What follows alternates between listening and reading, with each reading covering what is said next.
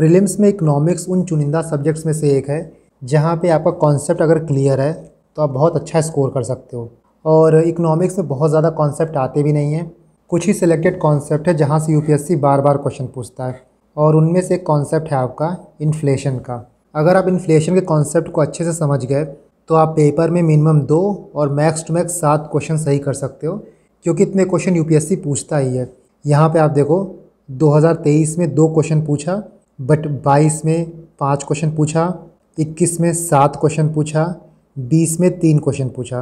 तो इकोनॉमिक्स का जो कोर बनाता है वो है इन्फ्लेशन टॉपिक। और इस वीडियो में मैं आपको बहुत ही ईजी वे में, बहुत ही लेमन टर्म में इन्फ्लेशन के सारे कॉन्सेप्ट समझा दूंगा, सो दैट इन्फ्लेशन से कैसा भी क्वेश्चन आए, चाहे कितना भी घुमा के क्वेश्चन आए, आप आराम से उसको टैकल कर लो। और इसके बाद ये इन्फ्लेशन के कुछ PYQs हैं, आप इसको लगा लेना। मैं इस PDF को टेलीग्राम पे पोस्ट कर दूंगा, प्लस जो ये नोट्स है ना इसको भी पोस्ट कर दूंगा। मात्र 4 पेज का नोट्स है और ये 4 पेज आपको आराम से 2 से 7 क्वेश्चन सही करा सकते हैं। डैट मीन्स 4 से 14 मार्क्स तक आप स्कोर कर सकते हो। Now let's start. देखो इन्फ्लेशन होता क्या है, सिंपल टर्म में बात करें तो जब हमारी इकॉनमी में गुड्स एंड सर्विसेज के प्राइसेस बढ़ जाते हैं तो उसको इन्फ्लेशन कहते हैं। इन्फ्लेशन देखो बुरा नहीं होता, अगर एक ऑप्टिमम इन्फ्लेशन रहे तो वो हमारी इकॉनमी के लिए अच्छा होता है। इसीलिए गवर्नमेंट और RBI जो इन्फ्लेशन का बैंड चूज़ की है वो है 4 ± 2%, मतलब 2 से लेकर 6% के बीच में इन्फ्लेशन रह सकता है। इससे ज़्यादा जाता है तब भी प्रॉब्लम है, इससे कम होता है तब भी प्रॉब्लम है। तो इन्फ्लेशन का मतलब क्या होता है कि गुड्स एंड सर्विसेज के प्राइसेस बढ़ेंगे। इसी का उल्टा होता है डिफ्लेशन।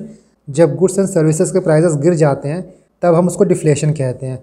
सिंपल टर्म में बात करें तो इन्फ्लेशन जब 0% से नीचे आ जाता है, जब नेगेटिव हो जाता है, तब उसको हम डिफ्लेशन कहते हैं। और जब इन्फ्लेशन कम होता है बट पॉजिटिव रहता है तो उसको हम कहते हैं डी इन्फ्लेशन। ठीक है, 2 अलग अलग टर्म है, एक होता है डी इन्फ्लेशन, एक होता है डिफ्लेशन। डिफ्लेशन में इन्फ्लेशन 0% से नीचे आ जाता है, मतलब नेगेटिव हो जाता है। और डी इन्फ्लेशन में इन्फ्लेशन कम तो होता है बट पॉजिटिव ही रहता है। तो ये कुछ टर्म्स इनको जान जाओ। क्वेश्चन सॉल्व करने के लिए सिंपल आप एक कॉन्सेप्ट दिमाग में रखना कि जब भी इन्फ्लेशन की बात की जाएगी तो इसका मतलब ये है कि इकॉनमी में मनी ज़्यादा है, इकॉनमी में पैसा ज़्यादा है। और जब भी डिफ्लेशन की बात होगी या फिर रिसेशन की बात होगी उस टाइम पे इकॉनमी में पैसा कम है। इन्फ्लेशन में जनता के हाथ में पैसा रहेगा, डिफ्लेशन में जनता के हाथ में पैसा नहीं रहता है। 2 टर्म होता है, एक होता है इन्फ्लेशन गैप, एक होता है डिफ्लेशन गैप। जब हमारा एग्रीगेट डिमांड एग्रीगेट सप्लाई से ज़्यादा होता है तब इन्फ्लेशन गैप होता है, और जब एग्रीगेट डिमांड एग्रीगेट सप्लाई से कम होता है तब डिफ्लेशन गैप होता है।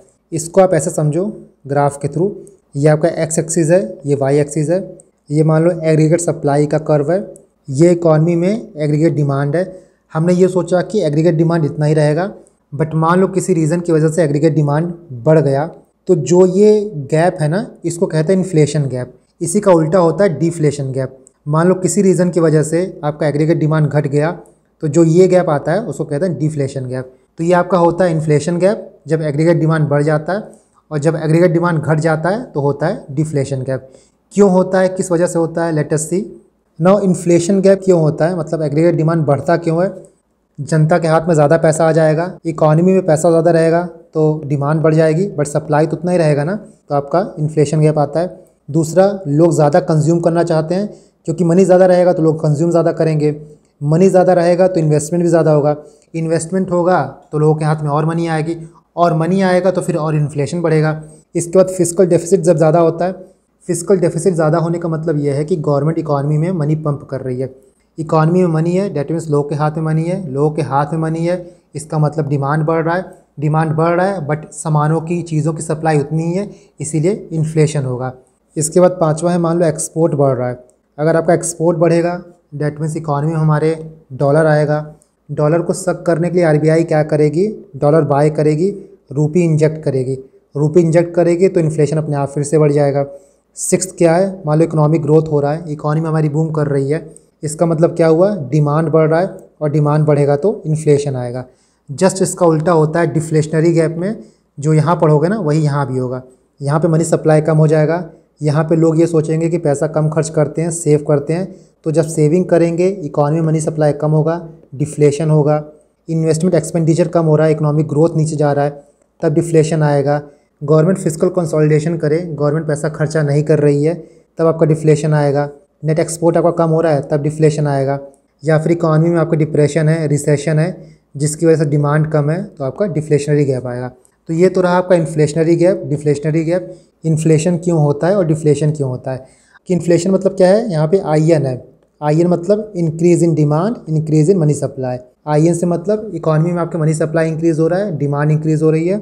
DE मतलब decrease in money supply, decrease in demand.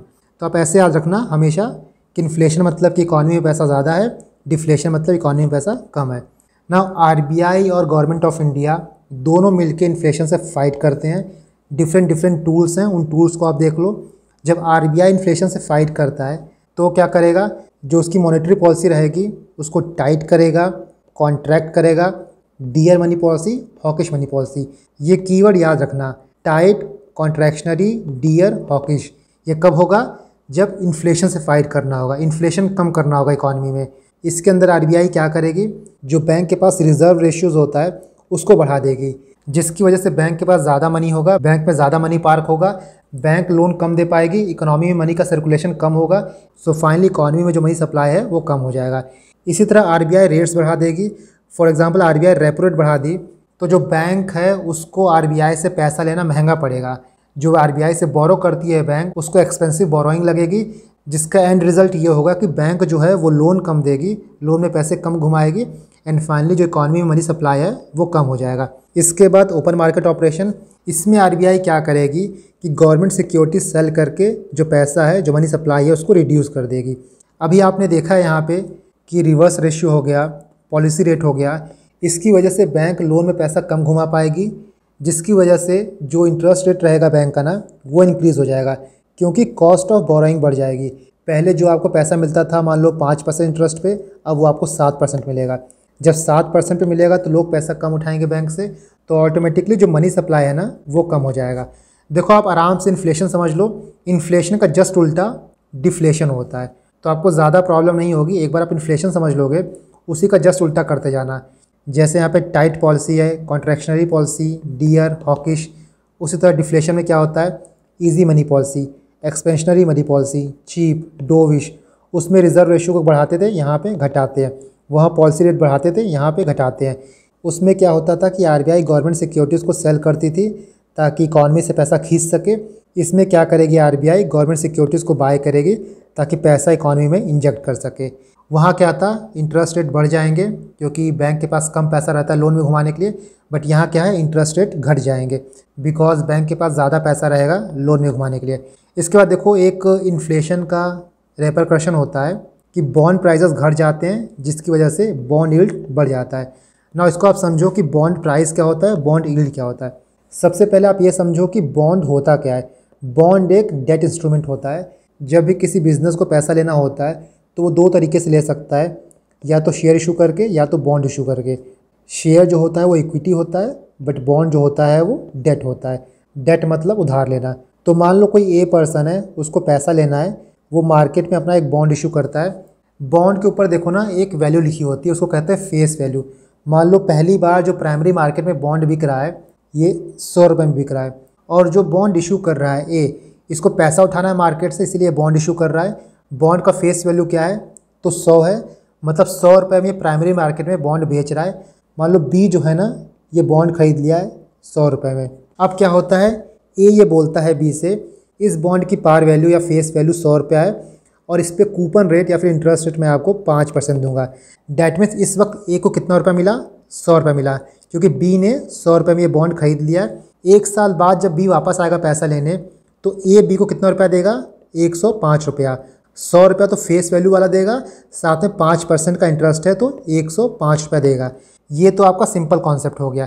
यहाँ पे ए जो है वो बॉन्ड इशू कर रहा है क्योंकि उसको पैसा चाहिए, और जो बी है वो बॉन्ड होल्डर है, वो बॉन्ड को ले रहा है, और वो लेंडर है, वो पैसा दे रहा है। इसलिए बी जो है वो लेंडर है और ए जो है वो डेटर है। ना ये चीज़ तो आप समझ गए। इसके बाद देखो ये आपका बॉन्ड है, 100 रुपया इसकी पार वैल्यू है, 5% इस पर रिटर्न मिलता है, बट सेकेंडरी मार्केट में इस बॉन्ड को 105 रुपये में बेचा जाता है। अब देखो यहाँ पे क्या है, जो ये 5% रिटर्न होता है ना वो बॉन्ड की फेस वैल्यू पे मिलता है। डैट मीन्स ये बॉन्ड 105 रुपये का हो गया है, बट आपको रिटर्न कितना मिलेगा, रिटर्न तो 5% ही मिलेगा, बट आपकी यील्ड कम हो जाएगी, क्योंकि यहाँ पे क्या हो रहा है, यहाँ पे 5/100 इंटू 100, ये 100 क्या है, ये वाला प्राइस हो गया, ये काट देंगे तो रिटर्न हमारा कितना है, 5% है, यील्ड हमारी 5% है, बट यहाँ क्या हो जाएगा 5/105 इंटू 100, यहाँ पे यील्ड कितना आएगा, तो 4.7%। रिटर्न तो आपको 5% ही मिल रहा है, बट यील्ड आपकी कम हो जा रही है, यील्ड कितनी हो जा रही है, 4.7%। अब देखो, आप बेसिक तो समझ गए कि जब बॉन्ड प्राइस बढ़ता है तो बॉन्ड यील्ड कम हो जाता है, इसी का उल्टा हो जाएगा, जब बॉन्ड प्राइस घटेगा तो बॉन्ड यील्ड बढ़ेगा। मान लो 5 रुपये घट गया तो आपको इंटरेस्ट कितना मिल रहा है, 5, बॉन्ड प्राइस कितना हुआ 95 इंटू 100, तो यहाँ जो यील्ड आएगा वो आएगा 5.2%। नाउ अब देखो इन्फ्लेशन में क्या होता है, ये जो ए था वो बी को बॉन्ड बेचा, बी को वो बॉन्ड बेचा 100 रुपये पार वैल्यू में। अब इन्फ्लेशन आ गया मार्केट में, बी को कितना रिटर्न मिल रहा था, 5% का मिल रहा था, बट मान लो जो इन्फ्लेशन है वो 3% है, तो इफेक्टिव रिटर्न कितना मिलेगा बी को, सिर्फ 2% मिलेगा। डैट इज़ वाई बी ये सोचेगा कि इस बॉन्ड को रखने की जगह मैं क्या करूं कि बॉन्ड को बेच दूं। ऐसे ही मार्केट में काफ़ी लोग होंगे, काफ़ी बॉन्ड की सप्लाई बढ़ जाएगी, जब बॉन्ड की सप्लाई बढ़ जाएगी तो बॉन्ड प्राइस जो है वो घट जाएगा, और जब बॉन्ड प्राइस घट जाता है तो बॉन्ड यील्ड जो है वो बढ़ जाता है। यहाँ हमने देखा कि जब बॉन्ड प्राइस घट जा रहा है तो बॉन्ड यील्ड जो है वो बढ़ जा रहा है। इसका सेम उल्टा हो जाएगा डिफ्लेशन वाले में, यहाँ पे बॉन्ड प्राइस बढ़ जाएगा जिसकी वजह से बॉन्ड यील्ड जो है वो घट जाता है। तो आपने यहाँ समझा कि इन्फ्लेशन और बॉन्ड प्राइस का क्या रिलेशन है, एंड बॉन्ड प्राइस और बॉन्ड यील्ड का क्या रिलेशन है। नाउ ये सारे स्टेप तो आरबीआई लेगी इन्फ्लेशन को कर्टेल करने के लिए, इसके अलावा गवर्नमेंट ऑफ इंडिया भी कुछ स्टेप लेती है फिस्कल पॉलिसी के अंदर। पहला, गवर्नमेंट स्पेंडिंग को कम कर देना, क्योंकि गवर्नमेंट स्पेंडिंग कम हो जाती है तो इकॉनमी में मनी सप्लाई कम हो जाता है, मनी सप्लाई कम हो गया तो इन्फ्लेशन जो है वो कर्टेल हो जाता है। गवर्नमेंट की स्पेंडिंग कम होने से कई बार क्राउडिंग इन इफेक्ट भी होता है। देखो, 2 टाइप के इफेक्ट होते हैं, एक होता है क्राउडिंग इन इफेक्ट, दूसरा होता है crowding out effect. Crowding in effect का मतलब ये होता है कि जो प्राइवेट इन्वेस्टमेंट है वो इकोनॉमी में ज़्यादा हो रही है, क्योंकि प्राइवेट सेक्टर जो है वो मार्केट से पैसा उठा सकता है, बिकॉज गवर्नमेंट जो है वो बोरो नहीं कर रही है।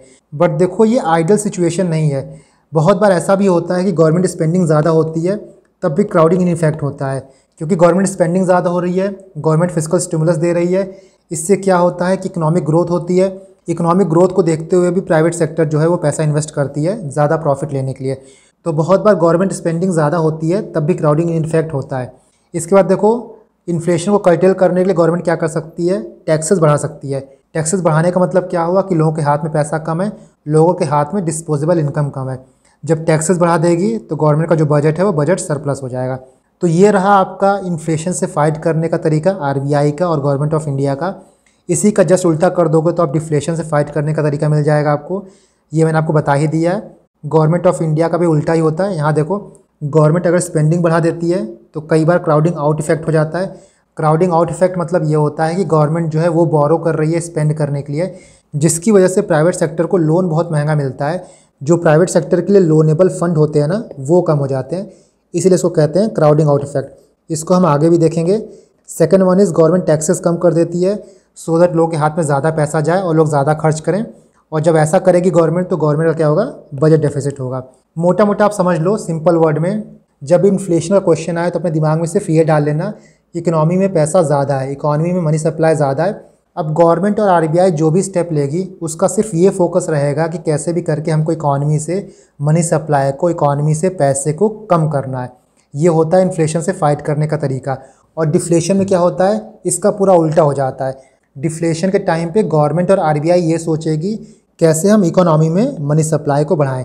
डिफ्लेशन में मनी सप्लाई बढ़ाना होता है, इन्फ्लेशन में मनी सप्लाई कम करना होता है। बस ये थंब रूल याद रखना, कैसा भी इन्फ्लेशन का क्वेश्चन आएगा ना आप आराम से टैकल कर लोगे। नेक्स्ट वन देखो, इन्फ्लेशन जब ज़्यादा होता है तब क्या क्या प्रॉब्लम आती है। पहला, परचेजिंग पावर कम हो जाता है। इन्फ्लेशन से पहले क्या था, आपके पास 100 रुपया था तो आप 2 ब्रेड के पैकेट खरीद सकते थे। बट इन्फ्लेशन के बाद क्या होगा कि आप 100 रुपये का सिर्फ एक ही पैकेट खरीद पाओगे। डैट मीन्स जो आपका परचेजिंग पावर है ना वो कम हो गया है। दूसरा, डिस्पोजेबल इनकम कम हो जाता है। चीज़ों के, गुड्स एंड सर्विसेज के प्राइसेस बढ़ेंगे तो आपके हाथ में जो पैसा रहेगा वो कम हो जाएगा। तीसरा, कैपिटल फॉर्मेशन रिड्यूस हो जाता है, बिकॉज अगर कैपिटल फॉर्मेशन ज़्यादा होगा डैट मीन्स डिमांड बढ़ेगा, मनी सप्लाई बढ़ेगा, इन्फ्लेशन आएगा, इसीलिए कैपिटल फॉर्मेशन थोड़ा कम हो जाता है। चौथा क्या हुआ, अनएम्प्लॉयमेंट रिड्यूस होगा। एक फिलिप कर्व होता है, इसमें ये बताया गया है कि शॉर्ट टर्म में देखें तो इन्फ्लेशन और अनएम्प्लॉयमेंट का इन्वर्स रिलेशन है। मतलब जैसे जैसे इन्फ्लेशन बढ़ेगा वैसे वैसे अनएम्प्लॉयमेंट घटेगा, बट ये एक ही लेवल तक होगा। इसके बाद हायर टैक्स कलेक्शन, जैसे मैंने आपको यहाँ पे दिखाया, टैक्सेस बढ़ा दिए जाएंगे ताकि इकॉनमी मनी सप्लाई कम हो पाए, और जब टैक्सेस बढ़ेंगे तो टैक्स कलेक्शन बढ़ेगा। छठवां क्या है, reduce real value of government debt and debt to GDP ratio. इसके बाद देखो इन्फ्लेशन होने से क्या होता है, जो डेट होता है, गवर्नमेंट का डेट होता है, उसकी रियल वैल्यू को रिड्यूस कर देता है, जिसकी वजह से डेट टू जीडीपी रेशियो भी रिड्यूस हो जाता है। इसको आप ऐसे समझो, मान लो गवर्नमेंट है ये और ये बैंक है। जब इन्फ्लेशन नॉर्मल था उस टाइम पे गवर्नमेंट ने बैंक से 100 रुपया डेट लिया था 5% के इंटरेस्ट पे, ठीक है। अब मान लो अभी इन्फ्लेशन 4% है, गवर्नमेंट को बैंक को पैसा लौटाना है, गवर्नमेंट कितना लौटाएगी, 105 रुपया। बट इस टाइम पे चूँकि इन्फ्लेशन है, ये जो 105 रुपया है ना, इसका वर्थ वही नहीं रहा जो 1 साल पहले था। डैट मीन्स अगर आप रियल टर्म में बात करो तो गवर्नमेंट के ऊपर जो डेट का बर्डन है वो कम हो गया है। इसी से आप 7वां पॉइंट समझो कि जो इन्फ्लेशन होता है वो बोरोवर्स को बेनिफिट करता है।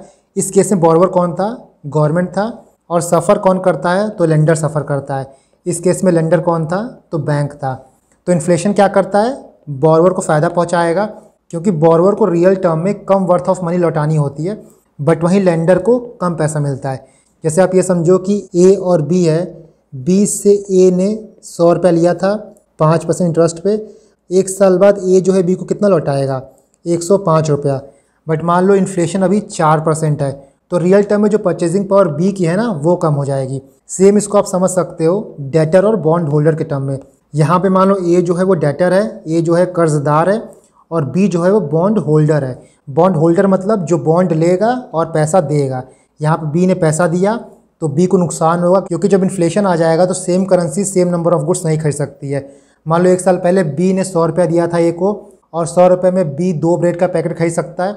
बट 1 साल बाद जब ए ने 105 रुपया लौटाया, उस टाइम पे हो सकता है इन्फ्लेशन 4% हो, 5% हो, और बी जो है वो 100 रुपये में सिर्फ एक ही ब्रेड का पैकेट खरीद पाए।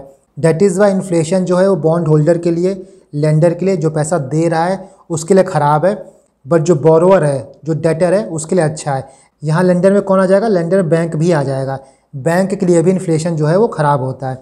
नेक्स्ट देखो, रूपी जो है ना वो डेप्रिशिएट होती है इन्फ्लेशन के टाइम पे। क्यों होता है, आप ऐसे समझो, सिंपल जो मैंने आपको तरीका बताया था कि जब भी इन्फ्लेशन की बात की जाएगी तो अपने दिमाग में बस ये रखो कि इन्फ्लेशन मतलब ये होता है कि इकॉनमी में मनी ज़्यादा है, रुपया ज़्यादा है, मनी सप्लाई ज़्यादा है। डैट मीन्स कि इन्फ्लेशन है, इन्फ्लेशन मतलब मनी ज़्यादा है, रुपी ज़्यादा है। जो चीज़ ज़्यादा होती है वो डेप्रिशिएट होती है, उसकी वैल्यू कम होती है। रुपी ज़्यादा है, डॉलर कम है, डैट मीन्स कि रुपी जो है डेप्रिशिएट होगा, और रुपी डेप्रिशिएट होता है तो रुपी की जो परचेजिंग पावर है वो भी कम होती है। पहले आप 100 रुपये में 2 ब्रेड का पैकेट खरीद सकते हो, बट अब 100 रुपये में सिर्फ एक ही खरीद सकते हो। इसका मतलब जो रुपी की परचेजिंग पावर है ना वो कम हो गई। नेक्स्ट आप देखो, कई बार government of India physical deficit को फाइनेंस करने के लिए डेट फाइनेंसिंग करती है। डेट फाइनेंसिंग मतलब कि वो आरबीआई को बोलेगी कि आप न्यू करेंसी प्रिंट करो। आरबीआई न्यू करेंसी प्रिंट करके गवर्नमेंट को देगी, गवर्नमेंट आरबीआई को गवर्नमेंट सिक्योरिटी देगी। बाकी जो new currency, new money government के पास आया है वो गवर्नमेंट मार्केट में उतार देगी, जिसकी वजह से इन्फ्लेशन और ज़्यादा बढ़ जाएगा, क्योंकि मार्केट में मनी सप्लाई बढ़ गया। तो ये तो रहा आपके पूरे इन्फ्लेशन का कॉन्सेप्ट कि इन्फ्लेशन कैसे होता है, क्या करता है। इन्फ्लेशन को कंट्रोल करने के लिए आरबीआई क्या करेगी, गवर्नमेंट ऑफ इंडिया क्या करेगी। इसके बाद देखो इन्फ्लेशन का रिलेशन रुपी से, एक्सचेंज रेट से। यहाँ तो मैंने आपको दिखाया कि रुपी डेप्रिशिएट होता है जब इन्फ्लेशन आता है। इसके बाद भी 2 चीज़ें होती हैं, एक होती है आपकी एप्रिसिएशन ऑफ रुपी, दूसरा होता है डेप्रिसिएशन ऑफ रुपी। एप्रिसिएशन का मतलब ये होता है कि रुपी की जो वैल्यू है वो बढ़ गई है। पहले अगर $1 में 80 रुपये मिलता था तो अब $1 में आपको 50 रुपये मिलेगा। यहाँ देखो रुपी जो है ना कॉस्टली हो गया है, डैट मीन्स ये रुपी एप्रिशिएट कर गया है ना। जब एप्रिसिएशन होता है तो क्या होता है, इसका मतलब ये होता है कि जो रुपी की डिमांड है वो बढ़ गई है, बट रुपी का जो सप्लाई है वो लिमिटेड है। तो जिस चीज़ का मार्केट में डिमांड ज़्यादा होता है बट सप्लाई कम होता है, वो चीज़ क्या होगी, वो एप्रिशिएट करेगी। जब रुपी एप्रिशिएट होगा तो जो इंटरेस्ट रेट है वो बढ़ जाएगा। सिंपल आप ये समझो कि जब रुपी की डिमांड बढ़ जाएगी तो जो इंटरेस्ट रेट है वो भी बढ़ जाएगा। पहले बैंक अगर से 5% ब्याज पे पैसे घुमाती थी तो अब 6%, 7% पे घुमाएगी, क्योंकि जो रुपी की डिमांड है वो बढ़ गई है। नेक्स्ट देखो, जब रुपी एप्रिशिएट होता है तो ये इंपोर्टर को बेनिफिट करता है, बट एक्सपोर्टर को ये अफेक्ट करता है, एक्सपोर्टर को ये नुकसान पहुंचाता है। इसको आप ऐसे समझो कि रुपी एप्रिशिएट होने का मतलब क्या है। पहले $1 जो था उसमें आपको 80 रुपये मिलता था, बट अब $1 में आपको 50 रुपये मिल रहा है। अब देखो इस केस में क्या होगा, जो इम्पोर्टर रहेगा उसको बाहर का सामान सस्ता पड़ेगा क्योंकि वो कम रुपया पे करेगा बाहर का सामान इंपोर्ट करने के लिए, बट वहीं जो एक्सपोर्टर है उसको नुकसान होगा क्योंकि उसको ज़्यादा डॉलर पे करना पड़ेगा अपनी चीज़ें एक्सपोर्ट करने के लिए। या फिर आप ये भी कह सकते हो कि एक्सपोर्टर को कम रुपया मिलेगा, जब वो चीज़ें एक्सपोर्ट करेगा तो उसको कम रुपया मिलेगा, बट जो इम्पोर्टर रहेगा उसको कम रुपया देना पड़ेगा। तो ये कॉन्सेप्ट रहा, ये बहुत इंपॉर्टेंट है कि जो एप्रिसिएशन है वो इम्पोर्टर को बेनिफिट करता है बट एक्सपोर्टर को नुकसान करता है। इसके बाद ये देखो कि जब एप्रिसिएशन ऑफ रुपी होगा तो नीर और रीर इंक्रीज़ हो जाएगा, जिसकी वजह से जो एक्सपोर्ट है वो इम्पोर्ट से एक्सपेंसिव हो जाएगा, and that is why country जो होती है वो अपनी ट्रेड कॉम्पिटिटिवनेस लूज़ कर देती है। तो इस बात को आप याद रखना कि नीर और रीर के बढ़ने से एक्सपोर्ट एक्सपेंसिव हो जाता है, जिसकी वजह से किसी कंट्री का जो ट्रेड कॉम्पिटिटिवनेस रहता है वो कम हो जाता है ना। यहीं पे आप ये समझ लो कि नीर और रीर होता क्या है। नीर मतलब होता है नॉमिनल इफेक्टिव एक्सचेंज रेट और रीर का मतलब होता है रियल इफेक्टिव एक्सचेंज रेट। नाम में ये नॉमिनल और रियर, जब आप नॉमिनल से इन्फ्लेशन को माइनस कर देते हो तब आपको रियल इन्फ्लेशन मिलता है। डैट मीन्स अगर आप रीर की बात करोगे तो इसका मतलब ये हुआ कि रीर जो है वो इन्फ्लेशन से एडजस्टेड होता है। देखो नॉर्मली क्या होता है कि हम डॉलर से अपने एक्सचेंज रेट को कंपेयर करते हैं, लेकिन इंडिया का जो ट्रेड बास्केट है सिर्फ डॉलर से रिलेटेड नहीं है। इंडिया युआन में भी परचेज करता है, येन में भी परचेज करता है, पाउंड में करता है, यूरो में करता है। तो सारे बास्केट करेंसी का अगर हम वेटेड ज्योमेट्रिक मीन लेते हैं तब हमारा नीर निकलता है, और नीर को इन्फ्लेशन से एडजस्ट करने के बाद हमको रीर मिलता है, मतलब रियल एक्सचेंज रेट मिलता है। एक पॉइंट आप याद रखना कि जब रीर की वैल्यू 100 से ज़्यादा होती है इसका मतलब ये होता है कि हमारी जो करेंसी है वो ओवर वैल्यूड है। ओवर वैल्यूड में आप ये समझ लो कि मान लो अभी $1 में 50 रुपये मिल रहा है, बट असली में आपको $1 में 90 रुपये मिलना चाहिए था।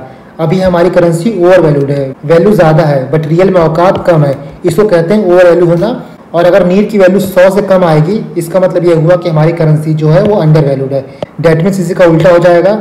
मान लो अभी $1 में 90 रुपये मिल रहा है, बट असली में हमारी करेंसी की वैल्यू होनी चाहिए थी $1 में 50 रुपया, मतलब हमारी करेंसी थोड़ी और स्ट्रांग होनी चाहिए थी, लेकिन इस वक्त हमारी करेंसी अंडर वैल्यूड है ना। जब एप्रिसिएशन ऑफ रुपी होता है उस टाइम पे इन्फ्लेशन जो होता है वो लो होता है। इन्फ्लेशन लो क्यों होता है? सिंपल सा आप समझ लो कि इन्फ्लेशन कब होता है। इन्फ्लेशन तब होता है जब इकोनॉमी में रुपी ज़्यादा हो, बट एप्रिसिएशन क्या होता है? एप्रिसिएशन तब होता है जब इकोनॉमी में रुपी कम हो। रुपी कम है इसीलिए रुपी का डिमांड ज़्यादा है और इसीलिए रुपी हमारा एप्रिशिएट हो रहा है। And this is the reason कि इकोनॉमी में जो इन्फ्लेशन है वो कम है, क्योंकि जो रुपी की सप्लाई है वो कम है। नेक्स्ट देखो, जब हमारा रुपी अप्रिशिएट होता है उस टाइम पे हमारी कंट्री में FDI आएगा, FII आएगा, क्योंकि अप्रिसिएशन ऑफ रुपी क्या दिखाता है कि हमारा जो इकोनॉमी है वो बूम कर रहा है, इकोनॉमिक ग्रोथ हो रहा है। नेक्स्ट देखो, नेट एक्सपोर्ट जो है वो कम हो जाता है, क्योंकि हमने यहाँ देखा ना कि एक्सपोर्ट कम हो जाता है और इम्पोर्ट ज़्यादा हो जाता है, बिकॉज जो इंडियन प्रोडक्ट्स होते हैं वो बाहर के मार्केट को एक्सपेंसिव लगते हैं। इसके बाद अप्रिसिएशन ऑफ रुपी से क्या होता है? लोअर डेट होता है। लोअर डेट होने की वजह से जो फिजिकल डेफिसिट है वो कम हो जाता है। नेक्स्ट देखो, इकोनॉमी के ना ही एप्रिसिएशन अच्छा होता है ना ही डेप्रिसिएशन अच्छा होता है, क्योंकि अगर एप्रिसिएशन रहेगा तो एक्सपोर्टर को अफेक्ट करेगा और डेप्रिसिएशन रहेगा तो इम्पोर्टर को अफेक्ट करेगा। दैट इज़ वाई RBI को बैलेंस मेंटेन करके चलना होता है। तो जब भी रुपी अप्रिशिएट होता है तो RBI क्या करता है? मार्केट से डॉलर को परचेज करेगा और मार्केट में और रुपी इंजेक्ट करेगा। आप सिंपल एप्रिसिएशन डेप्रिसिएशन ऐसे समझ लो कि एप्रिसिएशन मतलब ये होता है कि हमारे मार्केट में, हमारी इकोनॉमी में रुपी कम है और डॉलर ज़्यादा है, और डेप्रिसिएशन मतलब ये होता है कि इकोनॉमी में रुपी ज़्यादा है डॉलर कम है। ये मोटा मोटा आप समझ के चलोगे तो क्वेश्चन चाहे जैसा भी आए आप सॉल्व कर लोगे ना। जो हमने एप्रिसिएशन का पढ़ा था उसका जस्ट उल्टा डेप्रिसिएशन हो जाता है। यहाँ पे जो रुपी की वैल्यू रहती है, करेंसी की वैल्यू रहती है वो कम हो जाती है, और जो रुपी का डिमांड है वो कम है, सप्लाई ज़्यादा है। दैट इज़ वाई जो रुपी है वो डेप्रिशिएट करेगी। नेक्स्ट देखो, जब रुपी का डिमांड कम है तो जो इंटरेस्ट रेट है वो कम हो जाएगा। पहले बैंक अगर 4% पे लोन घुमाती थी तो अब 3% पे घुमाएगी, क्योंकि जो डिमांड है वही कम है। इसके बाद देखो, जो डेप्रिशिएशन होता है वो एक्सपोर्टर को फ़ायदा करता है और इम्पोर्टर को नुकसान करता है। यही आप एग्जांपल देख लो कि मान लो $1 में पहले 50 रुपये मिलता था, बट अब $1 में 80 रुपये मिल रहा है। इसका मतलब जो आपका रुपी है वो डेप्रिशिएट हो गया है। इस केस में क्या होगा? इम्पोर्टर को इम्पोर्ट करने के लिए ज़्यादा रुपये देना पड़ेगा, बट एक्सपोर्टर को ज़्यादा रुपया मिलेगा। तो इसीलिए जो डेप्रिशिएशन है वो एक्सपोर्टर के लिए अच्छा है बट इम्पोर्टर के लिए बेकार है, बिकॉज उसको जो इम्पोर्ट है वो कॉस्टली पड़ेगा। नेक्स्ट देखो, यहाँ पे नीर और रीर इंक्रीज होता था, यहाँ पे डिक्रीज होगा, अब देखो यहाँ पे डेप्रिसिएशन मतलब क्या हुआ कि इकॉनमी में मनी सप्लाई ज़्यादा है। मनी सप्लाई ज़्यादा होने का मतलब क्या होता है, इन्फ्लेशन ज़्यादा होगा। एक चीज़ आप ऐसे भी समझ सकते हो कि जब डेप्रिसिएशन होता है तो जो इम्पोर्टर है उसको नुकसान होता है। जो चीज़ें बाहर से वो इम्पोर्ट करता है वो महंगी इम्पोर्ट करता है, कॉस्टली इम्पोर्ट करता है, जिसकी वजह से जब वो बेचेगा सामान तो कॉस्टली बेचेगा। डेट इज़ वाई कभी कभी हम ये भी कहते हैं कि डेप्रिसिएशन की वजह से हमारे पास इम्पोर्टेड इन्फ्लेशन आ जाता है। नेक्स्ट देखो, रूपी की डिमांड कम होगी जिसकी वजह से इन्वेस्टमेंट भी कम होगा और इकोनॉमिक ग्रोथ भी हमारा सफ़र करेगा। नेक्स्ट, हमारा नेट एक्सपोर्ट बढ़ेगा क्योंकि ये बेनिफिट करता है एक्सपोर्टर को और इम्पोर्टर को नुकसान पहुंचाता है। इसके बाद देखो हमारा करंट अकाउंट डेफिसिट भी बढ़ सकता है। वैसे हमारा करंट अकाउंट डेफिसिट कब होता है, जब हम इम्पोर्ट ज़्यादा करते हैं और एक्सपोर्ट कम करते हैं। बट यहाँ पे आप देखो ना, यहाँ पे लिखा है कि इम्पोर्ट अफेक्ट होगा और एक्सपोर्ट ज़्यादा होगा। मतलब इस केस में एक्सपोर्ट ज़्यादा हो रहा है और इम्पोर्ट कम हो रहा है, तब भी हमारा करंट अकाउंट डेफिसिट क्यों बढ़ सकता है, क्योंकि जो इम्पोर्ट है ना वो कॉस्टली हो जाएगा। मान लो हम उतना एक्सपोर्ट नहीं कर रहे हैं बट ऊपर से हमारा जो इम्पोर्ट है वो भी कॉस्टली हो जाएगा, तो जो आपका CAD रहेगा वो बढ़ जाता है। इसके बाद देखो, cost of servicing foreign debt increases. इसका सिंपल आप एग्जांपल समझो कि मान लो कोई कंपनी है, जब उसने फॉरेन मार्केट से पैसा उठाया था उस टाइम पे $1 50 रुपये का था, बट अब $1 क्या हो गया है, 100 रुपये का हो गया है। तो जो कंपनी को फॉरेन डेट पे करना पड़ेगा उसकी वैल्यू बढ़ गई। सिंपली आप इस पे ना ये जो एक्सपोर्टर इंपोर्टर का एग्जांपल है उसको लगा सकते हो। तो यहाँ पे कंपनी का जो डेट वैल्यू है वो बढ़ जाएगा, जिसकी वजह से कंपनी का प्रॉफिट है वो रिड्यूस होगा और इससे क्या होता है, कंपनी का जो स्टॉक प्राइस है वो रिड्यूस हो जाएगा। नेक्स्ट देखो, रेमिटेंसेस बढ़ जाएंगे। यहाँ पे आप देखो, पहले कोई वर्कर बाहर काम करता था, वो इंडिया में रुपया भेजता था, $1 कन्वर्ट करके 50 रुपये भेजता था, बट अब रुपया वीक हो गया है, रुपया डेप्रिशिएट हो गया है, तो $1 को कन्वर्ट करके वो 100 रुपये भेजेगा, तो जो वैल्यू ऑफ मनी वो इंडिया भेजेगा वो बढ़ जाएगा। नेक्स्ट देखो, डेट हमारा बढ़ेगा जिसकी वजह से फिजिकल डेफिसिट बढ़ेगा। जैसे मैंने आपको बोला, ना एप्रिसिएशन अच्छा होता है ना डेप्रिसिएशन अच्छा होता है। एप्रिसिएशन में RBI क्या करेगी, तो डॉलर्स को बाय करेगी और रुपये को इंजेक्ट करेगी। डेप्रिसिएशन में क्या करेगी, डेप्रिसिएशन में क्या होता है, डेप्रिसिएशन में मार्केट में रुपये ज़्यादा है तो RBI मार्केट से रुपये को सक करेगी और डॉलर को सेल करेगी मार्केट में, ताकि मार्केट में रुपये कम हो जाए और डॉलर बढ़ जाए। ये रहा डेप्रिसिएशन और एप्रिसिएशन। एक होता है डीवैल्यूएशन ऑफ करेंसी। देखो, डीवैल्यूएशन और डेप्रिसिएशन मोटा मोटा एक ही चीज़ होता है, बट डीवैल्यूएशन उसे कहते हैं जब कंट्री खुद से इंटेंशनली अपने मनी का, अपने करेंसी का वैल्यू रिड्यूस करती है। जैसे चाइना डिवैल्यू करती है, इससे क्या होता है, बाहर की मार्केट में चाइना का जो माल है वो सस्ता मिलने लगता है, एक्सपोर्ट चीपर हो जाता है, एक्सपोर्ट ज़्यादा होता है, जिसकी वजह से जो करंट अकाउंट डेफिसिट है वो कम हो जाता है। तो आई होप आप समझ गए होंगे कि इन्फ्लेशन क्या होता है, एप्रिसिएशन क्या होता है, डेप्रिसिएशन क्या होता है। सिंपल थंब रूल आप याद रखो कि जब इन्फ्लेशन होगा डैट मीन्स इकॉनमी में मनी ज़्यादा हो गया है, डिफ्लेशन में इकॉनमी में मनी सप्लाई कम हो गया है, एप्रिसिएशन मतलब ये होता है इकॉनमी में रुपये कम है, डॉलर ज़्यादा है, और डेप्रिसिएशन मतलब इकॉनमी में रुपये ज़्यादा है, डॉलर कम है। बस यही आपको समझना है। फॉर एग्जांपल आपसे कोई ये क्वेश्चन पूछे कि डेप्रिसिएशन में फॉरेक्स रिजर्व बढ़ेगा या फिर घटेगा, तो सिंपल तरीका आप समझो कि मतलब डेप्रिसिएशन हो रहा है, डैट मीन्स इकॉनमी में रुपये ज़्यादा है, डॉलर कम है। RBI क्या करेगी, ये जो रुपये ज़्यादा है इसको कम करने के लिए मार्केट से रुपये खरीदेगी और डॉलर को इंजेक्ट करेगी। जब डॉलर इंजेक्ट करेगी तो फॉरेक्स रिजर्व से डॉलर जाएगा। इसका मतलब यह हुआ कि जब डेप्रिशिएट होता है रुपये तो हमारा जो फॉरेक्स रिजर्व है वो कम हो जाता है। इस तरह से आप आराम से लिंक बैठा सकते हो। नाउ कुछ कीवर्ड देख लो आप इन्फ्लेशन से रिलेटेड। पहला, consumer price index, urban, rural और कंबाइंड कौन पब्लिश करता है, तो NSO पब्लिश करता है। बेस ईयर क्या है, 2011-12। CPI जो इन्फ्लेशन कैप्चर करेगा उसमें गुड्स एंड सर्विसेज दोनों रहता है, बट WPI जो कैप्चर करता है सिर्फ गुड रहता है, क्योंकि जो सर्विसेज रहता है वो होलसेल मार्केट में ट्रेड नहीं होता है। नेक्स्ट देखो, सीनियरेज किसे कहते हैं, ये वो कंडीशन होता है जब गवर्नमेंट प्रॉफिट करती है बाय इशूइंग करेंसी। मान लो गवर्नमेंट 10 रुपया छाप रही है, 10 रुपया प्रिंट कर रही है, बट 10 रुपये को प्रिंट करने में गवर्नमेंट का कॉस्ट कितना आ रहा है, 8 रुपया, तो जो 2 रुपया प्रॉफिट हुआ ना वो सीनियरेज होता है। इसके बाद देखो, इन्फ्लेशन टारगेट को डिसाइड कौन करता है, गवर्नमेंट डिसाइड करती है इन कंसल्टेशन विथ RBI हर 5 साल में। नेक्स्ट देखो, इन्फ्लेशन को मेजर करने के लिए एक और इंडिकेटर होता है, उसको कहते हैं GDP डिफ्लेटर। इसमें क्या होता है, नॉमिनल GDP देखते हैं हम लोग जो करंट प्राइस पे होता है, उसको रियल GDP जो कांस्टेंट प्राइस पे होता है उसे डिवाइड करते हैं। ये आपको कांस्टेंट प्राइस मतलब बेस ईयर पे रहता है। जो रियल GDP रहता है उसको इन्फ्लेशन से एडजस्ट किया जाता है। एक टर्म होता है स्टैगफ्लेशन। इस सिचुएशन में इकॉनमी में इन्फ्लेशन ज़्यादा रहेगा, अनएम्प्लॉयमेंट ज़्यादा होती है और ग्रोथ जो होती है वो कम होती है। स्क्यूफ्लेशन किसे कहते हैं? स्क्यूफ्लेशन मतलब ये होता है कि कुछ चुनिंदा कमोडिटी के प्राइस बढ़ते हैं, बाकी दूसरी जो कमोडिटी होती है, दूसरे जो गुड्स होते हैं, उनमें जो इन्फ्लेशन होता है वो नॉर्मल होता है। हेडलाइन इन्फ्लेशन किसे कहते हैं? जो टोटल इन्फ्लेशन होती है इकॉनमी में उसे हेडलाइन कहते हैं। और जब इस हेडलाइन से हम फूड एंड एनर्जी आर्टिकल्स को माइनस कर देते हैं तब हमको कोर इन्फ्लेशन मिलता है। डिमांड पुल इन्फ्लेशन किसे कहते हैं? जब एग्रीगेट डिमांड बढ़ जाता है उसकी वजह से जो इन्फ्लेशन बढ़ता है उसे हम कहते हैं demand pull inflation. For example मान लो 2 दूध का पैकेट है, इसको ख़रीदने वाले 2 लोग हैं, बट किसी वजह से इसको ख़रीदने के लिए 4 लोग आ गए। अब देखो डिमांड बढ़ गई बट सप्लाई कम है, तो दूध का जो दाम है वो इंक्रीज़ हो जाएगा। इसे कहते हैं demand pull inflation. Cost push inflation किसे कहते हैं? जब सप्लाई कम हो जाता है, एग्रीगेट सप्लाई कम हो जाता है due to increase in production cost.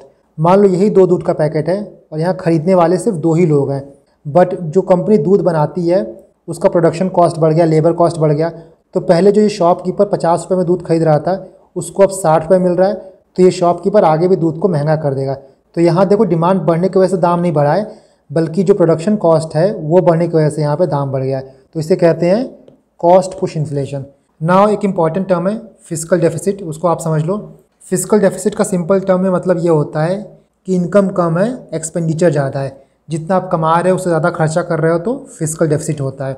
और इसको फाइनेंस करने के लिए गवर्नमेंट क्या करती है? बोरोइंग करती है, इंटरनल बोरोइंग करती है या फिर एक्सटर्नल बोरोइंग करती है। जब गवर्नमेंट डेफिसिट को फाइनेंस करने के लिए डेट फाइनेंसिंग करती है उस टाइम पे क्या होता है? गवर्नमेंट आरबीआई से कहेगी कि आप नया पैसा छाप के हमको दो, हम आपको गवर्नमेंट सिक्योरिटीज़ देंगे। इससे प्रॉब्लम क्या होता है? इन्फ्लेशन बढ़ जाता है, गवर्नमेंट पे डेट बढ़ जाएगा और क्राउडिंग आउट इफेक्ट होगा। जो मैंने आपको ऊपर बताया था ना कि जब गवर्नमेंट बोरो करने लगे पैसा तो प्राइवेट प्लेयर के पास लोनेबल फंड बहुत कम बचता है। इसको आप ऐसे समझो, मान लो कोई बैंक है, वो 5% इंटरेस्ट पे पैसा घुमा रही है। अब यहाँ पे गवर्नमेंट भी आ गई है बोरो करने के लिए पैसा। गवर्नमेंट एक बहुत बड़ी पार्टी है, तो बैंक क्या करेगी? मैक्सिमम पैसा कहाँ पार्क करेगी? गवर्नमेंट एजेंसीज में पार्क कर देगी। तो जो प्राइवेट प्लेयर है ना, उनके लिए जो लोनेबल फंड है वो कम हो जाएगा।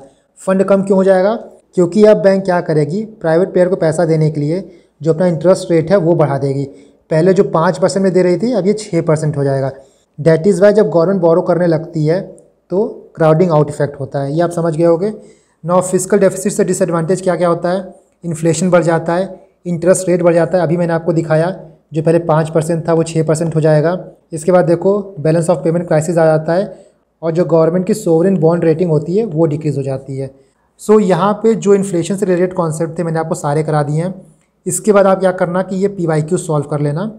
मोटा मोटा जो भी PYQs पिछले 5-6 साल में आए हुए हैं मैंने यहाँ पे सब कुछ करा दिया है।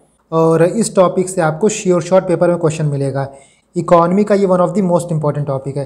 मैं इस PDF को टेलीग्राम पे डाल दूँगा, आप इसको डाउनलोड कर लेना। इस वीडियो को देखने के बाद इस PDF को एक बार रिवाइज़ कर लोगे आप, तो जो इन्फ्लेशन का कॉन्सेप्ट है आपका एकदम क्रिस्टल क्लियर हो जाएगा।